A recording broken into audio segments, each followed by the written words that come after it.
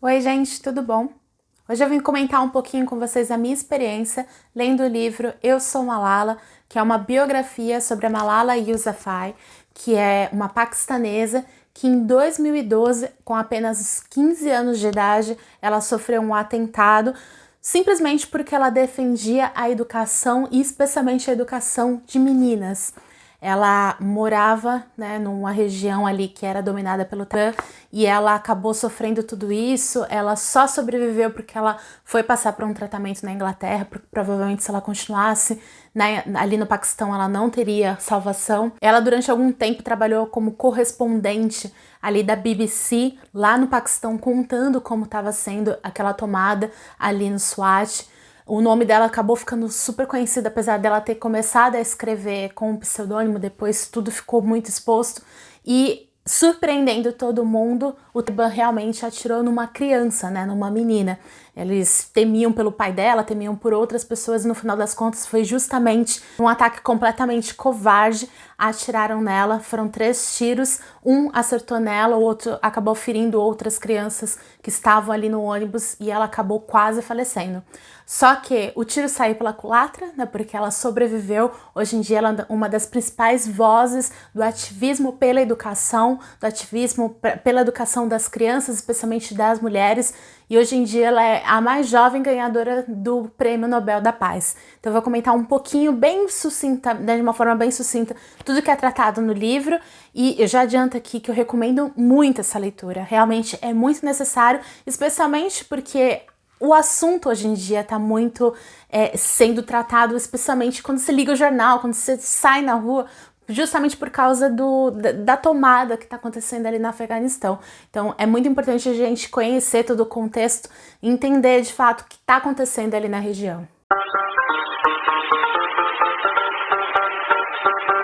Mas antes da gente comentar um pouquinho sobre o livro Eu Sou Malala e sobre a história dessa garota que é impressionante, eu vou pedir para você dar uma conferidinha se você já está inscrito aqui no canal. Senão eu vou te convidar a clicar nesse botãozinho inscrever-se. Aqui eu faço bastante vídeos sobre literatura, sobre seriados, cinemas, falo sobre cultura pop em geral, então se você gosta desses temas, esse canal é para você. Também já me ajuda e dá um joinha nesse vídeo, porque assim eu consigo divulgar ele para outras pessoas que talvez nem conheçam o canal.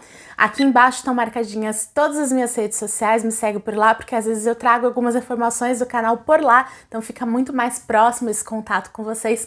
E na caixinha de comentários, comenta pra mim se você já conhecia a história da Malala, o que você conhece dessa história que de repente eu não contei aqui no vídeo. Vamos acrescentando informações, porque realmente é um assunto que a gente precisa sempre tornar muito de fácil acesso, né? As pessoas precisam conhecer essas histórias tão importantes e a história da Malala é uma delas. A Malala nasceu e cresceu ali na região do Vale do Swat, que é uma região que ela descreve como um local muito bonito, com bastante natureza. Na época, quando ela era muito pequena, inclusive ali era um local que era muito visitado por várias pessoas que tinham dinheiro no Paquistão. Ao longo do livro, ela vai contando também um pouquinho da própria história do Paquistão, o quanto que ele foi mudando ao longo dos anos, o quanto todos os governos ditatoriais que passaram pelo governo ali do Paquistão influenciaram e foram super negativos para a economia, para o desenvolvimento cultural da região, e não só ali da região onde ela mora, mas o país inteiro do Paquistão como um todo. As guerras que envolviam também luta por algumas regiões ali da Índia, várias coisas que foram ao longo de diversos anos piorando a questão realmente econômica do Paquistão, então isso também afetava a questão cultural. A Malala, ela nasceu numa família onde o pai dela sempre foi um defensor da educação. O pai dela é professor, ele fez faculdade, com muita dificuldade. Ela conta um pouco da história do pai dela, que o pai dela realmente foi, acho que o grande motivador, né, da Malala. Ele foi responsável pelo que ela é hoje. Porque se teve alguma coisa que realmente motivou a Malala, que fez ela continuar, foi o pai dela, foi essa paixão que ele tinha pela educação, tanto que o sonho dele sempre foi criar uma escola, e ele ao longo dos anos, ele foi melhorando um pouco a vida dele, porque ele foi conseguindo, com muito trabalho, construir escolas, ele fez sociedade com algumas pessoas, ele só estudou porque ele teve ajuda de algumas pessoas. e isso tudo sempre teve muito presente na história da família dela. Isso vem muito do pai, porque a mãe, por exemplo, a mãe dela não sabia ler, não tinha... Ela, como era tradicional ali na cultura do Paquistão, chegou uma certa idade que a mãe dela parou de estudar, porque aquela cultura ali da região era que a mulher tem que saber cozinhar, saber cuidar da casa, sabe? Como ainda existe muito, não só no Paquistão, mas em vários outros locais do mundo, né? E aí a Malala não, a Malala foi criada com outro tipo de pensamento, ela sempre foi curiosa, o sonho dela quando ela era pequena era virar uma política, ela se inspirava numa primeira-ministra que depois de muitos anos acabou sofrendo um atentado e faleceu, que foi a primeira-ministra ali do Paquistão, então ela tinha ela como exemplo, ela queria ser política, então ela estudava muito, ela sempre foi muito curiosa e o pai dela sempre foi o maior incentivador disso. Em 2012, depois que ela começou a escrever para um blog, para a BBC, porque durante um período ali onde na região dela foi dominado por esses grupos terroristas, né, mais especificamente, ela acabou sendo proibida de ir para a escola, ela e várias outras meninas, e ali ela acabava estudando em um local meio que clandestino. E ali em 2012 ela já era uma pessoa conhecida, porque durante muito tempo ela ficou escrevendo para um blog da BBC.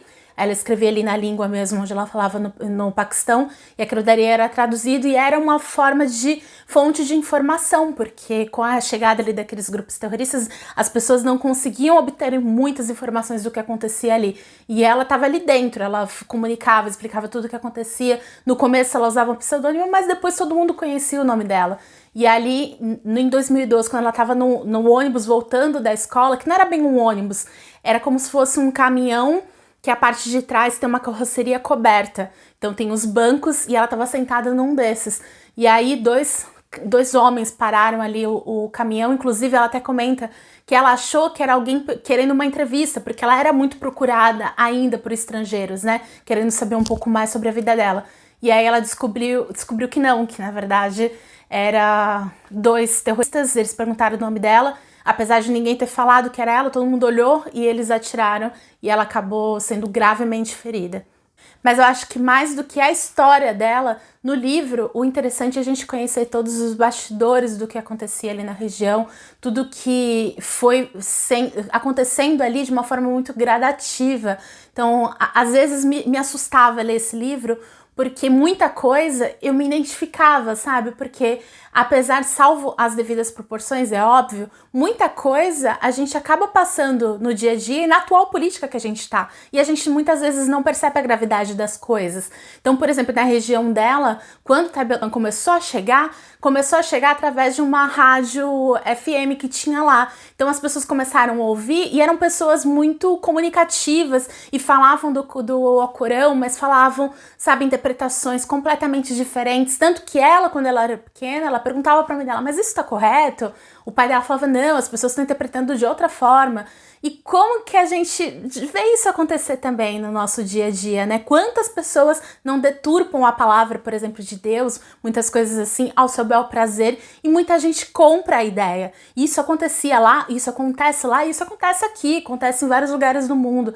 Então as pessoas acabavam dando ouvido para essas pessoas que eram líderes religiosos, que se auto-intitulavam líderes religiosos, pessoas que estudavam muito o assunto, e acabavam caindo nessas tentações. Então ela fala muito de algumas situações que aconteceram, como por exemplo uma mesquita que tinha umas mandrasas que eram escolas de ensino islâmico em que as pessoas acabavam ficando muito bitoladas, né? Inclusive teve represárias do exército, o exército batia muito diferente com essas pessoas, inclusive mulheres, sabe? Entravam em lojas de CD, quebravam as coisas, houve uma lavagem cerebral tão grande que as pessoas começaram a acreditar que aquilo era correto. Então, apesar de ser algo completamente arbitrário, algo ditatorial, era um grupo que estava dominando ali à força, tinham pessoas que defendiam, porque uma coisa que sempre me chama a atenção quando acontecem situações como essa, eu fico pensando, mas ninguém luta contra? Mas as pessoas eram enganadas, as pessoas iam junto com o fluxo, acreditavam que aquilo era o correto. Teve uma situação no passado que ela até comentou que foi um grande terremoto que abalou ali toda a região, e muitas crianças ficaram órfãs. E essas crianças acabaram sendo adotadas, sendo criadas por essas grandes escolas de ensino islâmico. Então eram essas escolas que às vezes ficavam doutrinando essas crianças. Então elas já cresciam com esse pensamento. E obviamente foram virando adultos que tinham esse pensamento. Então é muito triste conhecer essa história. Eu tô passando bem por cima de tudo que aconteceu, mas você tem que ler o livro para ver com mais detalhes. Eu fiquei super com vontade de entender mais o assunto, pesquisar mais sobre o tema, porque realmente me chamou muita atenção. É muito triste o que acontece, especialmente com as mulheres. Teve várias situações assim que ela conta de casos de pessoas conhecidas, de mulheres serem usadas como moeda de troca, sabe? Então é bem triste, e imaginar que tudo isso tá acontecendo e agora até com mais gravidade no Afeganistão, que é um país vizinho ali do Paquistão, é bem triste. Eu fiquei realmente muito abalada com essa leitura, mas foi uma leitura excelente. Acho que vale muito a pena você ler, precisa ser lido e conhecer um pouquinho mais o trabalho da Malala nessa luta pela educação. Aí é que a gente tem que pensar o quanto a gente tem que dar valor ao privilégio que a gente tem de poder estudar, de poder ir numa loja comprar um livro, poder ler o que a gente quiser, poder acessar um conteúdo de educação que a gente quiser.